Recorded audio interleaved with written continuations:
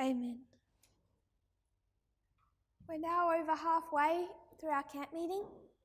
In the first presentations, we discussed the history of the Midnight Cry message through its development from Acts 27 into the history of the World Wars and other studies that developed along with that series. We discussed how this message of the two streams of information caused immediate heartburn within this movement. From the moment the Midnight Cry message arrived, it began to do its work of division. I have before taught, as have others, that each message builds on the one before. So if you were to look at our reform line, in its dispensations,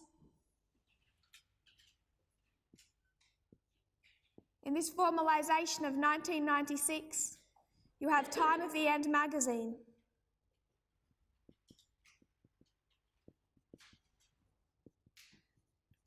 In the 2012 dispensation, you have the message of time setting.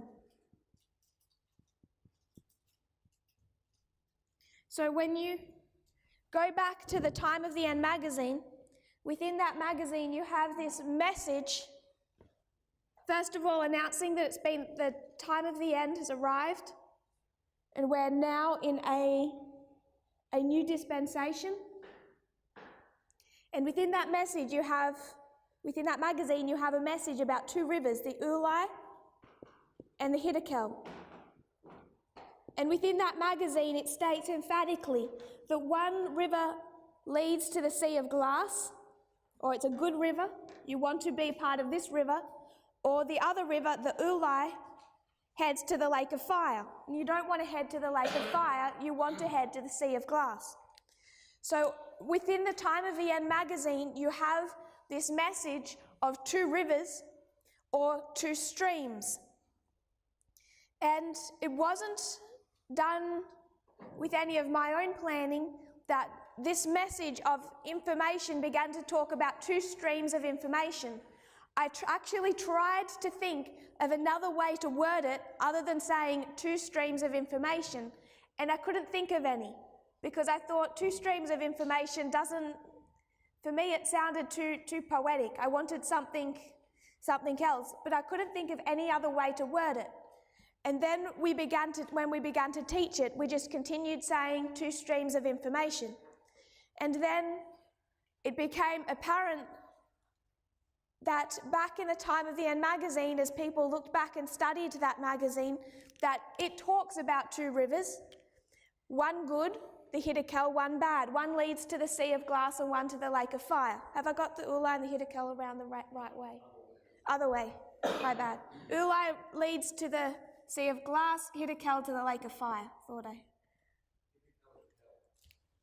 Easy way to remember, Hiddekel, hell, Lake of Fire. Ulai, Sea of Glass. So, this message of two streams of information is within the Time of the End magazine. 2012, you have the message of time setting.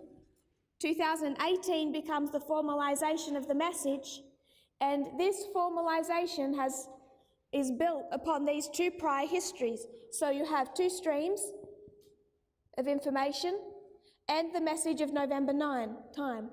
So each message is incorporating the principles of the one before, it's building upon it. Now what Elder Jeff is saying more recently, he's discounting the Ulai and the Hiddekel as one good and one bad. Now he's saying that they're all kind of the same. And that is a blatant falsehood. If he went back and read his own magazine, one leads to the Lake of Fire, one to the Sea of Glass. How can you say they're the same thing? How can you say they're equally good, equally bad? Do you want to go to the Lake of Fire or the Sea of Glass or somewhere in between? I think we all know the journey we would take. So to say that the Ulai and the Hiddekel are not one good, one bad, it's a blatant misreading of the text itself.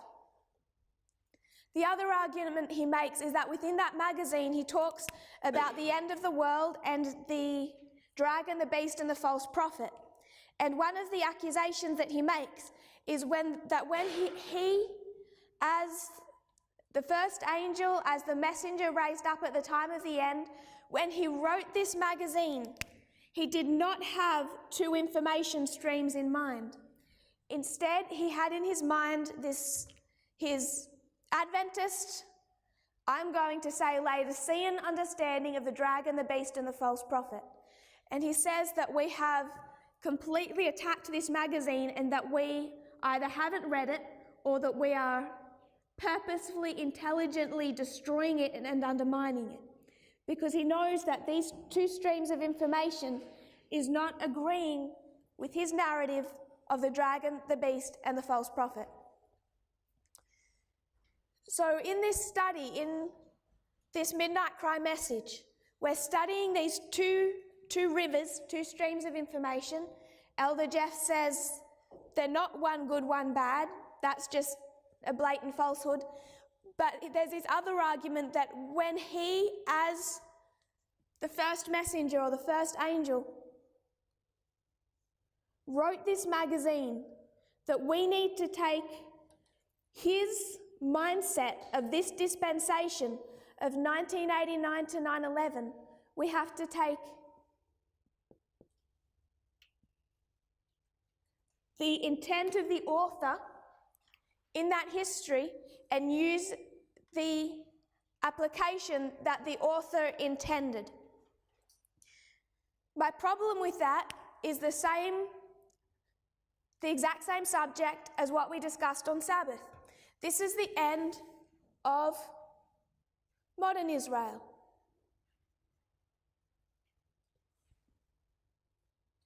All you have to do is go back to the end of ancient Israel. And the messenger that's raised up at the time of the end, from his birth to the baptism of Christ, is who? John the Baptist. So the messenger raised up here is Elder Jeff. The messenger raised up here is John the Baptist. And between somewhere when he's grown up, he's gone into the wilderness, he's studied, he's come out, he's preaching. It's before the baptism of Christ. Imagine the sermons that John the Baptist would have done. These are the formalization of the message of John, of the first angel. And what kind of sermons was John preaching? John is preaching that the Messiah has arrived. It's the time of the end of it's a new dispensation. You have the deliverer of Israel, and what is that deliverer going to do? He's going to destroy the Romans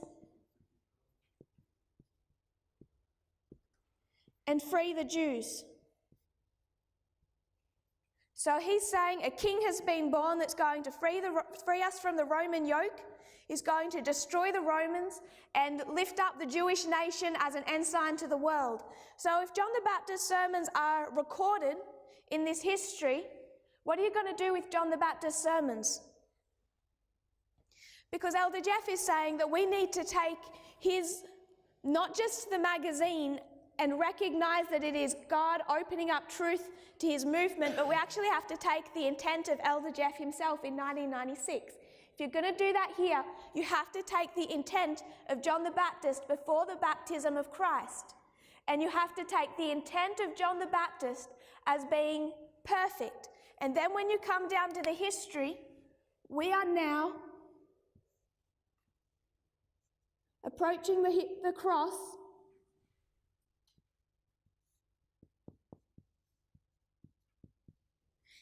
And all those that want to take the intent of the first angel of John the Baptist and say, this is a king that's going to destroy the Romans. How are they doing just before the cross?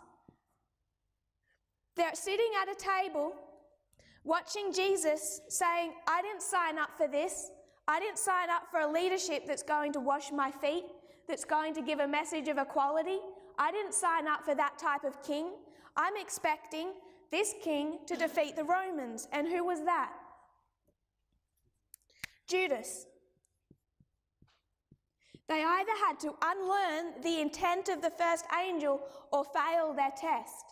And we find the exact same dynamic in the movement today. God had a message that was exactly what needed to be given to raise up and prepare a people in the history of 1996. But we're still unlearning our Laodicean mindset. And if we want to take the intent of the first angel, just like they took the intent of John in his sermons, and just before our test say that his intent is for this dragon beast false prophet narrative, then we have the wrong concept of the end of the world. And like Judas, just before the test, they leave the movement. So this is my very brief response to this accusation that we're attacking the Time of the End magazine. The Time of the End magazine was perfect for its dispensation. I wouldn't even go back to it and start saying it's half right and half wrong. I refuse to use that type of language coming from FFA. It was perfect for its dispensation. And then we had to continue to unlearn and grow. The message of John the Baptist was perfect for his dispensation. But if you wanted to pass the cross, you unlearned the intent of the first angel. And as we discussed on Sabbath, this reform line is the key reform line to understand our own. And it makes these arguments disappear so quickly, so simply, if we work off reform lines. But we know that those who have left this movement do not work off reform lines any longer. I'm going to erase this because this was just an introduction. I want to go back to discussing a brief review of what we discussed yesterday. I'm going to quote from LifeSite News. Now, LifeSite News, who do you tie LifeSite News to? EWTN, Catholic Church. It's a Catholic news source, and it's linked, it is of the same mindset as EWTN. They're writing, this is October 22, 2019, just a couple of weeks ago. They're talking about Erwin Krautler, the Bishop Emeritus of the Diocese of Xingu, Brazil, and his new book. This bishop revealed in a new book that in his diocese, women are not only presiding over liturgies of the world, but are also giving homilies, a practice contrary to Catholic liturgical rules. This Bishop, Erwin Krautler, has written a book titled Renewal Now, How to Renew the Catholic Church.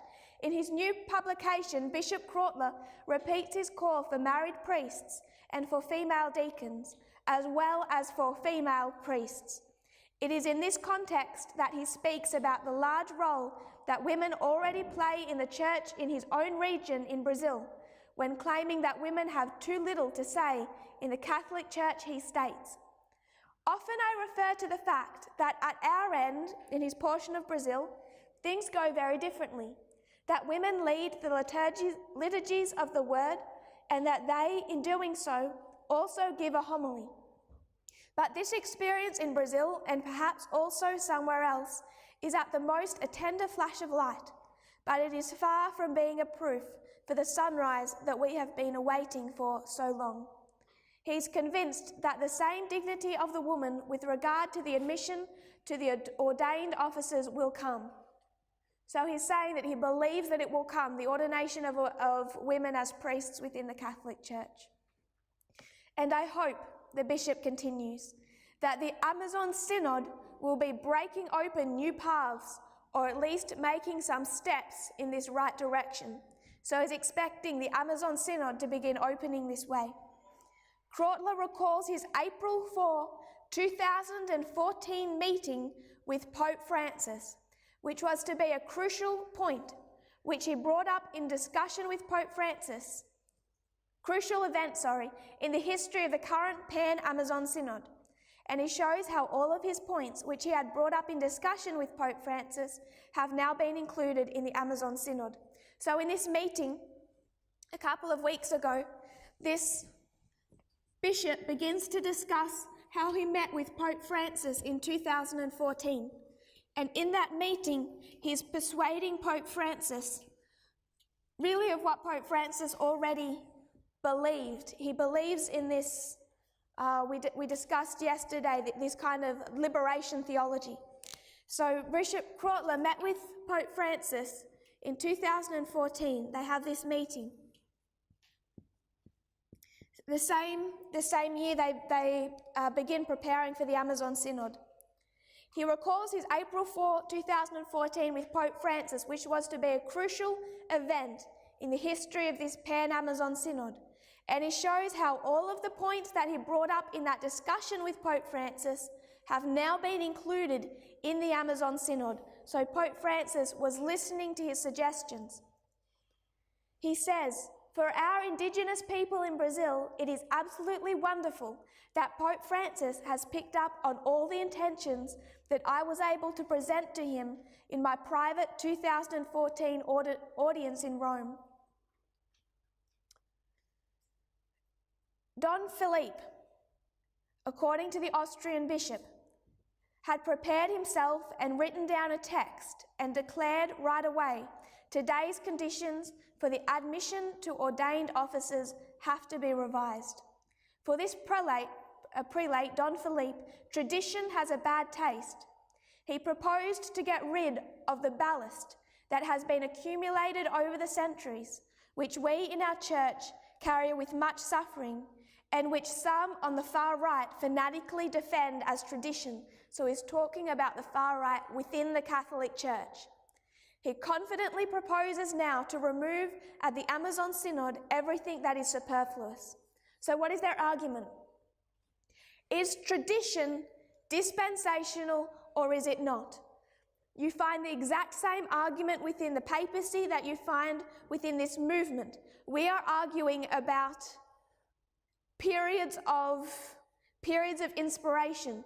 So we would say that there are dispensations where we are expected to act in a different fashion than from another dispensation. And some examples were given of that yesterday.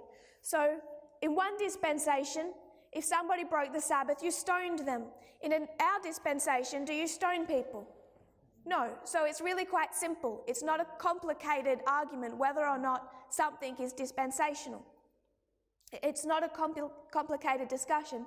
Within the Catholic Church, their argument is not these biblical principles, but traditions. Is tradition dispensational or is it not? I know the argument that's going to come out from FFA after these presentations. Elder Jeff has already introduced the idea that Pope Francis is not the last pope and that this liberal faction within the Catholic Church will be overthrown. But there are so many evidences that this is the overturning of the Catholic Church from the inside in the final movement. 1989, what do you begin to have for the first time in God's church? Thinking of this context, what's happening externally? What did God do in 1989? He reinstituted a priesthood. Is that priesthood male and not female? Are women priests in this movement? So Catholic Church, what does Satan have to do? Replicate it, counterfeit. So what is Satan pushing for? Women priests within the Catholic Church. He has to counterfeit what God is doing. So just in that one example, you know that this counterfeit movement, this liberal movement of Catholicism, is the final movement within the Catholic Church, just based on a compare and contrast with the true and the counterfeit. Bishop Krautler reveals in his new book that during the pre-synodal council meetings in the presence of the Pope, I insisted upon including the ordination of female deacons into the final document of the Amazon Synod. That document released last week included just that. However, Cardinal Baldisseri insisted that it would be better to let the people in the Amazon first answer the questions that we present to them, instead of preempting them. For Krautler, the female diaconate is a must of the Amazon Synod, since realistically, we will essentially not advance with regard to the female priesthood without it. As to the question of remaining loyal to revelation or past teaching, Bishop Krautler has his own ideas. This question really does not mean that all rites and regulations of the early church are still for us binding in the meaning of those times. In other words, what was rites and regulations in a past dispensation do not apply in our dispensation. And we spoke yesterday of the cardinal that trained up Bergoglio before he became Pope. That cardinal who trained him up died before Bergoglio ever became Pope Francis, a year before. But he believed and taught that the Catholic Church was now in a prophetic dispensation. So as we see this preparation from 2014 to the Amazon Synod of the last few weeks, you find this civil war split happening within the Catholic Church. And you find these two information streams. One, EWTN, founded by an extremely conservative nun who through her years attacked liberation theology, attacked liberalism within the United States, so much so that she had public and aggressive war of words with cardinals within America. So you have this network founded by Mother Angelica, EWTN, and then you have this other network, NCR, the National Catholic Reporter.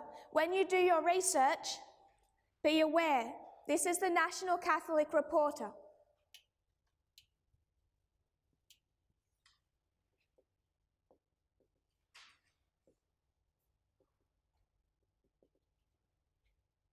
There is another website called the National Catholic Register. And it can be confusing because they're both NCR, but they're very different. National Catholic Reporter is this liberal wing. National Catholic Register is connected to EWTN. So if you see something attacking Francis from NCR, check, it'll be the Register, not the Reporter. They're two different websites. Just in your research, be aware of that dynamic. Quoting NCR, EWTN attacks Francis at that Amazon Synod, saying that he has introduced a pagan tree planting ceremony. NCR says this is ridiculous. Have they not given a second thought to the Egyptian obelisk in the center of St. Peter's Square, the fresco of the Delphic Oracle in the Sistine Chapel, or all the naked nudes in the Sistine Chapel ceiling? EWTN attacking those statues of those women partly because they were naked, which when you consider a Catholic art over the centuries to be quite an accusation. There is a lot to read, but we don't have time. So I'm just conducting a short review into these two streams within the Catholic Church. We find their history bookended with our dispensation, the dates of our dispensation. And as we recognized when we drew up the counterfeit, how closely Satan has tried to replicate dates. If you have 1798, it's 1899. Their 1888 experience is 1989, almost 100 years apart. But now we find our final movements converging. We talked about Taylor Marshall, that this EWTN network has connections to the Church Militant and the man behind Church Militant, Taylor Marshall. He released a book recently called Infiltration, the plot to destroy the church from within. So he says the Catholic Church is being infiltrated by these leftist, socialist, liberation theology liberals of which he would call Pope Francis the head. The Catholic press that turned out that book connected to EWTN. Also connected to Archbishop Vigano, who currently is living in hiding. He won't tell anyone where he is. Turned off his mobile phone and disappeared after he called on Francis to resign, and is now living in the fear of his life, according to himself. So they're engaging in a public civil war, and it's between these two different factions within the Catholic Church. One of them is this final movement under Pope Francis, overthrowing the leadership from the inside, began this work to reform and is counterfeiting the work of this movement. You could say our message of equality. Our message of equality covers both gender and race. It covers civil rights. And you find that within the Catholic Church and the movement of Francis. But even if FFA or those who follow them want to attack it on that level, we understand that up until now they've believed that women in this movement can be priests. And just on that level, you find the counterfeit trying to replicate that within the Catholic Church. And of the last couple of weeks, they've made the first steps to that with this Amazon Synod.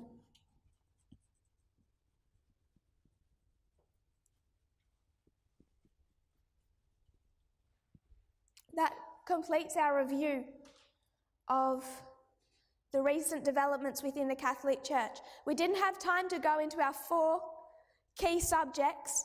We remember our discussion centre around the glorious land of the United States, around the counterfeit of the papacy, the Adventist Church, and this movement. And those are our main 4 subjects, and we find all 4 in a state of civil war. We haven't had time to go into a detailed breakdown of each one of those 4, particularly the Adventist Church. But I would encourage you to follow the external events that are now happening on each of those 4 different lines of information. We may have time towards the end in our final presentation to discuss some of those events.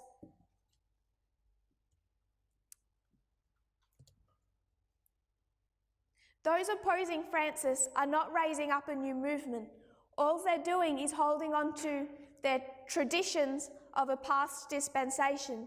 What our lines of the counterfeit, threaded all the way from 1773, would call the Catholic Laodicean condition, their old mindset. This movement of Francis is what we should be keeping our eyes on. We know it will have relevance.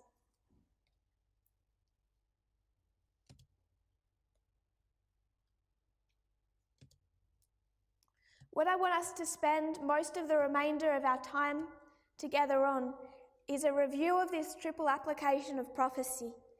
We've covered the different elements briefly of the Midnight Cry message, how God has led.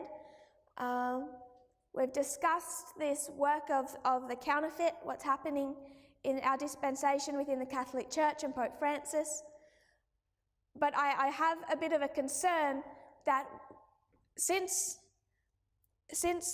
the German camp meeting, World War I was presented. At the same time World War I was presented, we have not just the message of equality, which is important, but then we have this shaking and split occur within the movement. And I fear that many of us, including myself, have in some ways been distracted from going back to those basic triple application of prophecy and following the external events. I think we should be careful to not allow ourselves to be distracted from following these external events regarding the Eastern Front and the Western Front.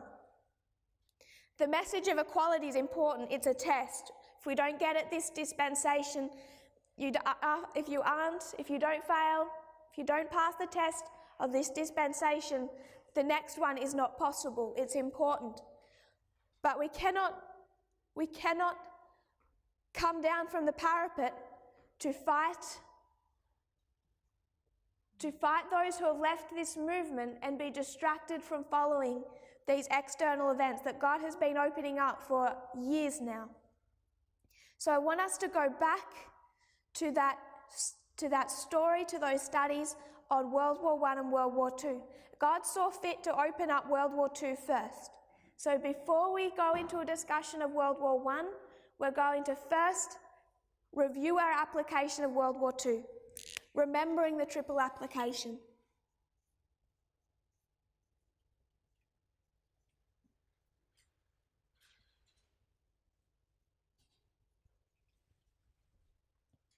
So I've written up on the board these studies that have already been presented since last October of last year, and I just want to quickly review them. I don't want to take the time to go into too much detail because our presentations are quickly running out.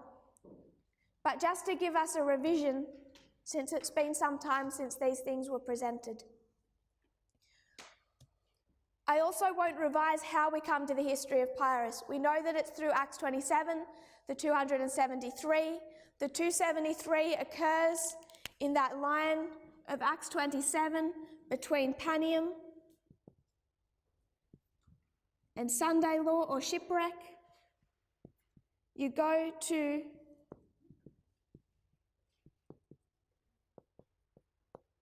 the line of Pyrrhus and you find that when you lay his history on a line, you find this final battle.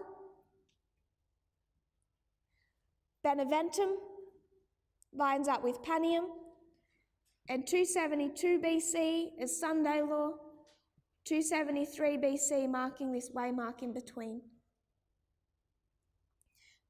The coming together of Egypt and Rome in their first diplomatic alliance, beginning the relationship they would carry over the centuries. So Acts 27 took us to Pyrrhus through the 273. We understand in this history that this war centers around the king of Pyrrhus. So it's his story that we want to trace. To give some background, just a review, what year does Alexander the Great die?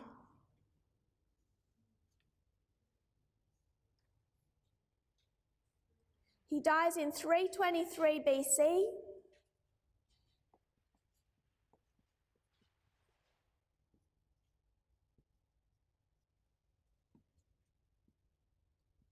And if you were to turn to Daniel 11:4 or Daniel 8:8, which we won't do for time, what does Daniel 11:4 and 8:8 say happens after the death of Alexander?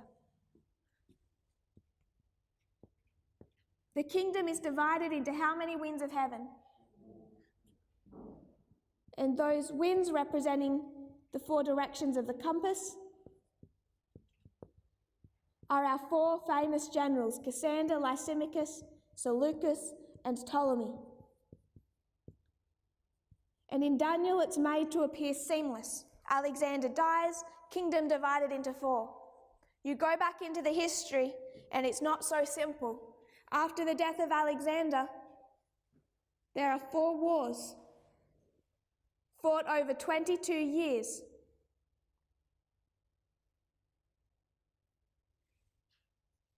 Over 22 years, the many generals of Alexander the Great, some of which were more famous in their time, bigger names than these 4. Cassander wasn't even a general in 323. His father was a powerful general. It takes him these 4 Diadochi wars for his father to die and him to take over his father's kingdom. So these 4 generals, you don't find them, most of them, as major names in 323. Some you do, some you don't. But it takes these 4 wars known as the 4 Diadochi Wars.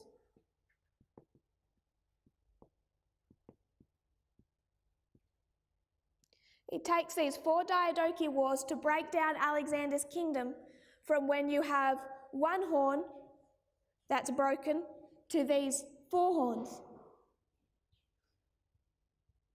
And because Daniel wants to create a particular parable, he cuts out all the history, major wars and battles that aren't of interest to his story.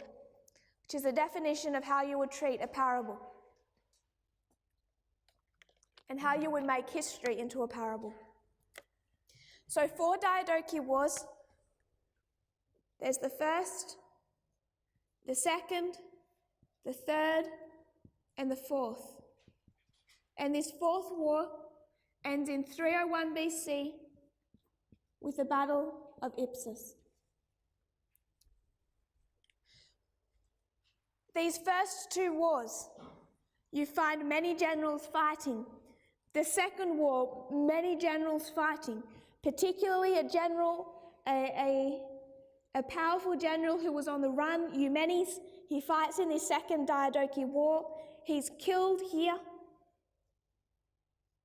And over the history of the third war and the fourth war, you find not many generals, not 4, but there's these 5 generals, Cassander, Lysimachus, Seleucus, and Ptolemy, all united against their greatest threat,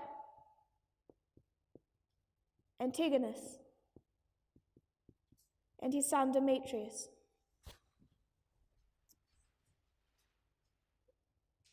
Now, I want to make the point now that we'll come back to when we discuss World War I.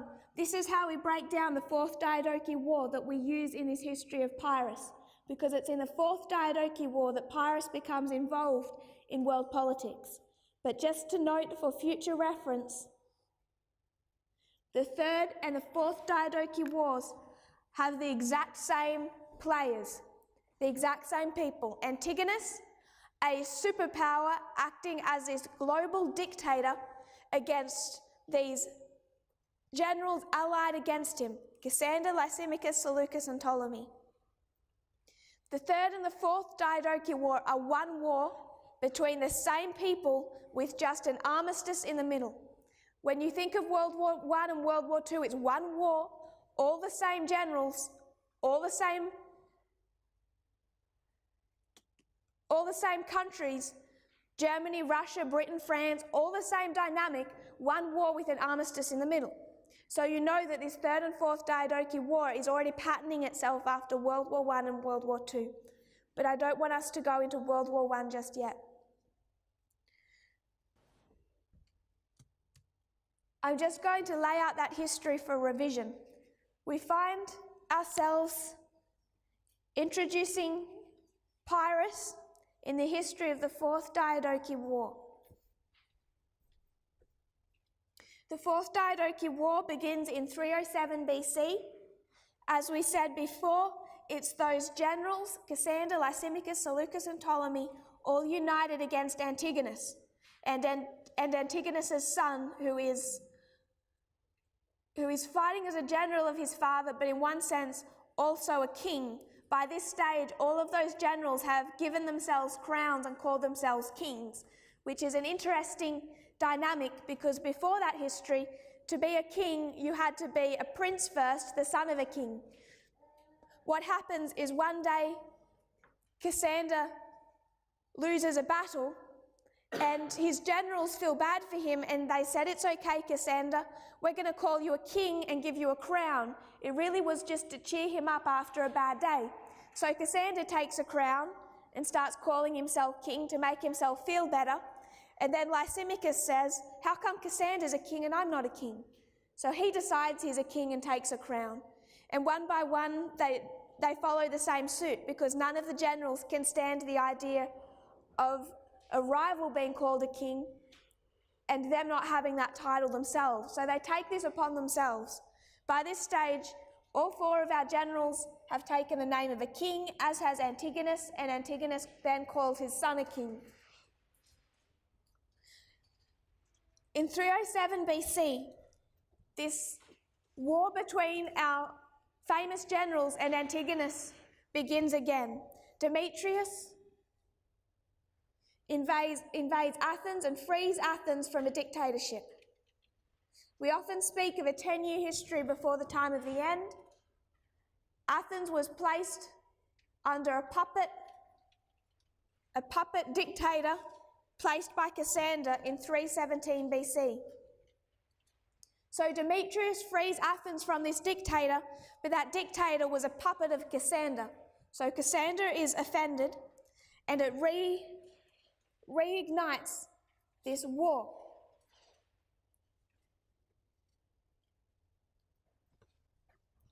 In 303 BC, in the midst of this war, you have Pyrrhus become introduced to it, and there is an alliance between Pyrrhus and Demetrius. So Pyrrhus goes into an alliance with Demetrius. Pyrrhus's sister marries Demetrius, and Pyrrhus begins fighting in this war on behalf of Demetrius. Then we have 301 BC and the Battle of Ipsus.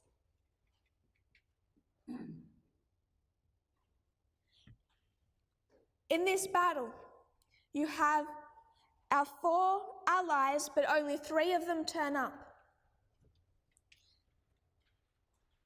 Cassander, Lysimachus, and Seleucus. Ptolemy flees back to Egypt. He doesn't take part. So you have 3 allies fighting against Antigonus and his son Demetrius, and Demetrius is supported by Pyrrhus. In this war, in this battle, Antigonus is killed. With the death of Antigonus, the most powerful general of the time, the kingdom is finally divided into 4, fulfilling the prophecy of Daniel. Prior to this, Antigonus had been by far the most powerful of any of the generals. The united strength of all 4 of our famous 4 only equaled them in power to Antigonus. So at his death, the kingdom is divided into 4. The division of Antigonus's empire between those generals is what sparks the conflict between our 4 generals that later leads to the battles of Raphia and Panium. So it also, this battle of Ipsus directly leads to the battles of Raphia and Panium that we find in those verses of Daniel 11. All comes back to Ipsus. Antigonus is killed in this battle, but we described before that Demetrius is also a king. He's a king, he has his own army, his own navy, and his own territory. So he himself is not defeated. He loses his father. He loses much of the empire he would have inherited, but he is still a king in his own right with his own territory. Between 301 BC and 291, there is this division of territory between Pyrrhus and Demetrius. They begin to divide up spheres of influence.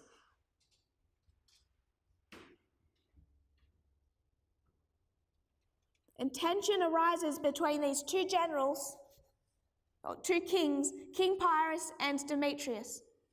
In 291 BC, this conflict over territory causes Pyrrhus to attack his ally.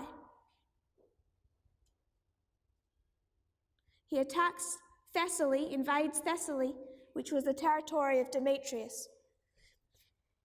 So prior to this event, Pyrrhus and Demetrius have been allies. They have been allied by marriage and fought together in war. Now the relationship begins to disintegrate. Pyrrhus attacks Demetrius. Demetrius responds as soon as he is able. In 289-288, and invades Epirus, the kingdom of Pyrrhus.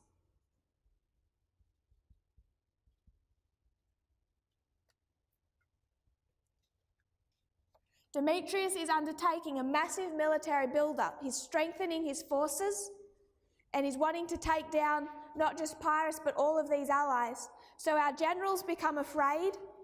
They remember just how difficult it was to defeat Antigonus, Demetrius' father. They see the son become as powerful as the father ever was, and they decide that they must defeat the son just as they defeated the father. They come back into an alliance, And in 287, Pyrrhus, who'd fought on behalf of Demetrius against those generals at Ipsus, now unites with those generals and attacks Demetrius. Pyrrhus joins the allied forces, known as the Allies, and again, while there's 4, we only have the 3. And ultimately at that battle, Demetrius is defeated by Pyrrhus and Lysimachus. Pyrrhus comes from the west, and Lysimachus from the east. And they divide up Demetrius's territory between themselves, Pyrrhus taking the western portion and Lysimachus the east. So you have a division between east and west. This sparks a cold war. Lysimachus wants to take over the whole of that territory, and he engages in a cold war with Pyrrhus, cutting off his supplies and undermining him within his own people in that new area of territory.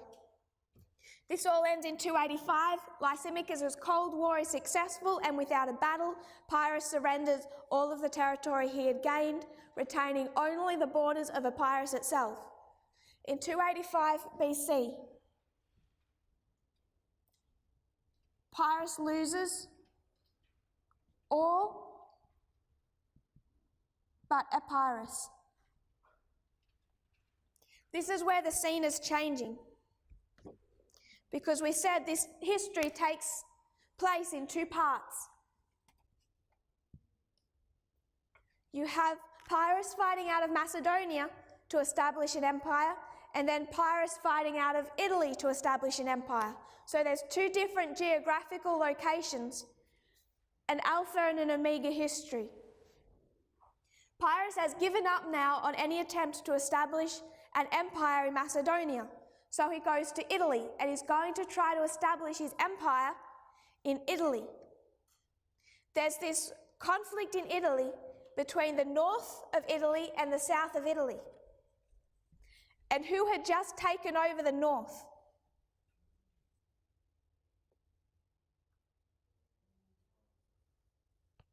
You have Italy in 2 parts. And the north has all been conquered by now by Rome. Rome has been rising up, becoming more and more powerful, but it hasn't yet reached the attention of the Greek world. Down in the south, you have these independent Greek city-states. Now that Rome has conquered the north, it starts to interfere with the south and these Greek city-states. Tension arises, particularly in one Greek city-state. There's this one city-state that decides to go into an alliance with Rome. That city-state is Thurii. It appeals to Rome as a protector. But over these Greek city-states, there's one chief, one who ruled all the others, and that was Tarentum. So Thurii, who's over here, travels to Rome and asks Rome for an alliance and protection. Tarentum looks over at Thurii and says, "No, you're under our sphere of influence. We're your boss, not Rome." So this creates a tension between Tarentum and Rome over who controls Thurii. This first begins in 285, the same year that Pyrrhus loses all but Epirus. Shortly after, in 282, Thurii again makes an appeal to Rome, and Rome places a garrison within Thurii. Tarentum now responds. Tarentum attacks Thurii, expels the Roman garrison, and forces the city back under its control. Although that is temporary, and Thurii then becomes permanently dependent on Rome. Tarentum now declares war with Rome. Rome and Tarentum argued about whose fault it was and who declared first, but the result is that there is a war declared between Tarentum, the Greek city-state in the south, and Rome in the north. Tarentum realizes they do not have the power to defeat Rome in battle, so they appeal to Pyrrhus, and Pyrrhus sails over, takes control of Tarentum, takes control of the south, and prepares for a war with Rome. In 280, Pyrrhus arrives in Tarentum and begins the preparation for war.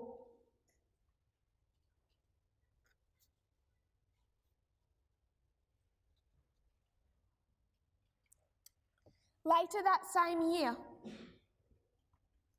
in the months after Pyrrhus' arrival, Rome refuses to give him time to prepare. They travel south and meet Pyrrhus near the town of Heraclea, and they fight their first battle, known as the Battle of Heraclea. This was victory for Pyrrhus. Winter comes in. Both sides retire for the winter. In the spring of 279, Rome and Pyrrhus come back together. They fight their second battle at the Battle of Asculum. 279 BC, again, Pyrrhus defeats them. And why does Pyrrhus defeat them? In 280, he brought over from Epirus, from that Greek world, a new form of warfare that Rome had never encountered, and that is the elephant. So when Pyrrhus meets them in battle, all these Roman soldiers are prepared for war, and they find charging them this front line of 20 war elephants. Never having seen an elephant before, this throws them into disarray, and it gives Pyrrhus the victory. In 279, Rome has tried to prepare some type of defense mechanisms against the elephant, but all those attempts end in failure, and again, because of the elephant, Pyrrhus is victorious. Pyrrhus, though, has been losing a lot of men. Many men died in those two wars. Many of Pyrrhus's men died. So he leaves Italy and he sails down to Sicily.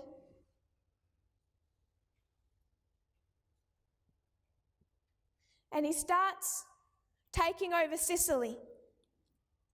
What he's hoping is that he can bring Sicily under control, conquer the Carthaginians that have control of Sicily, and then from here build an immense navy to bolster his war effort. So Pyrrhus, after the Battle of Asculum, travels to Sicily. He establishes himself here as a dictator, but he starts running out of funds. To try and fill up his coffers, he desecrates a temple. But he is not benefited by it. He places all the wealth of that temple on ships that are later wrecked in an ocean storm. And he's working on this military build-up. This is the history of Sicily. The Sicilians soon start to hate him as he's acting as a dictator, and it becomes unsafe for him to remain. So he flees Sicily and heads back to Tarentum.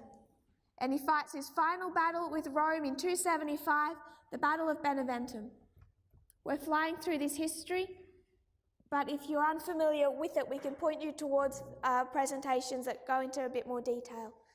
At the Battle of Beneventum, Pyrrhus meets with Rome. His elephants charge. Something turns those elephants back around, and those elephants charge over his own troops. Pyrrhus loses at Beneventum, the final battle, and he flees Italy. He no longer, he surrenders the south of Italy to the control of Rome. Rome now has defeated Pyrrhus. They now have control over the whole of the south of Italy, except for Tarentum, that they have under siege. So they're besieging Tarentum, but it's recognized that they now have the control of the south. And this is where our famous generals start to recognize Rome as a world superpower. Remember, our four famous generals are well acquainted with Pyrrhus. They fought against him and with him. They know him. And when they see Rome defeat him and Rome refuse to surrender, they start to recognize Rome as this extraordinary superpower on the rise.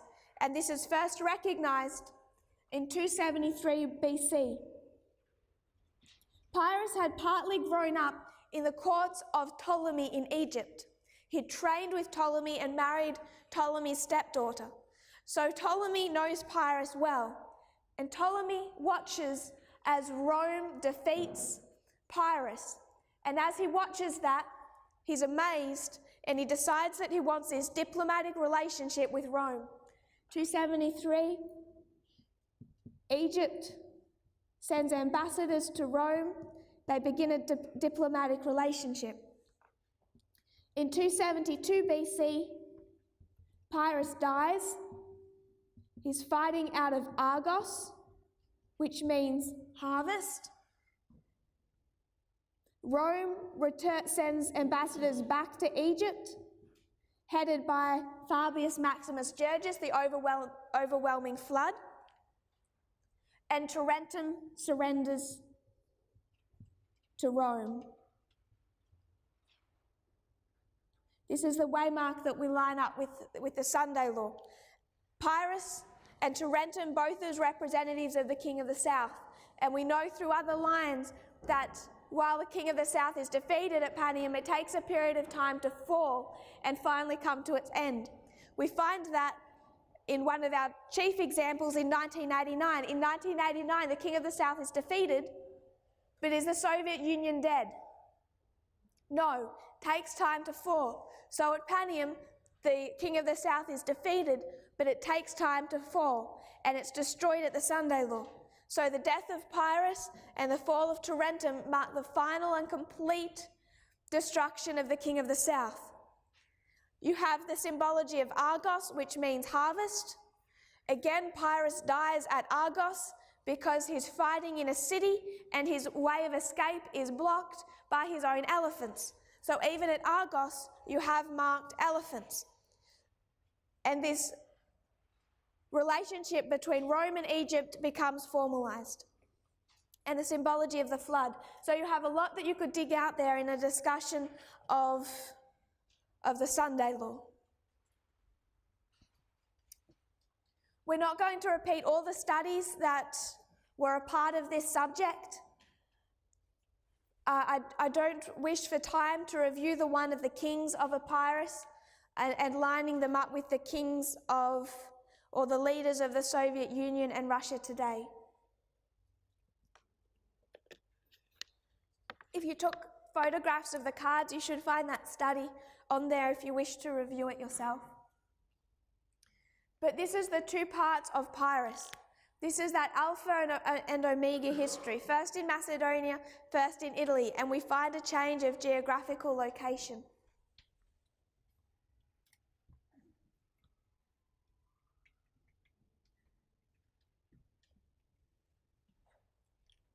So it's this study that started to bring out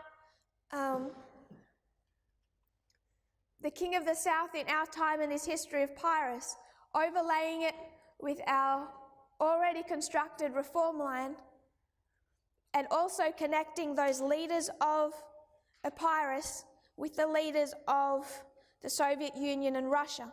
And when we did that, we were able to connect Pyrrhus as being, on one level, typifying Vladimir Putin. So briefly, we're now out of time, but when we come back, we want to quickly lay out the application of this in its Alpha and Omega histories. We will do that when we return. So we've gone back to our subject of the triple application of the world wars. We want to remind ourselves of World War II, and I'm also hoping this movement goes back to the history of World War I, make sure that we properly understand it and that we don't come down from our parapet and become distracted from the external events that are fulfilling all the history that we've been told to expect would occur in in this year, and particularly in these final months of this year. If you kneel with me, we'll close in a prayer. Dear Father in heaven, thank you for our blessings. Thank you for how you have led and guided. I pray, Lord, that we will see the external events, see the fulfillment of prophecy, Lord, and not become distracted from our mission. I pray, Lord, that it will give us encouragement as we see our expectations fulfilled.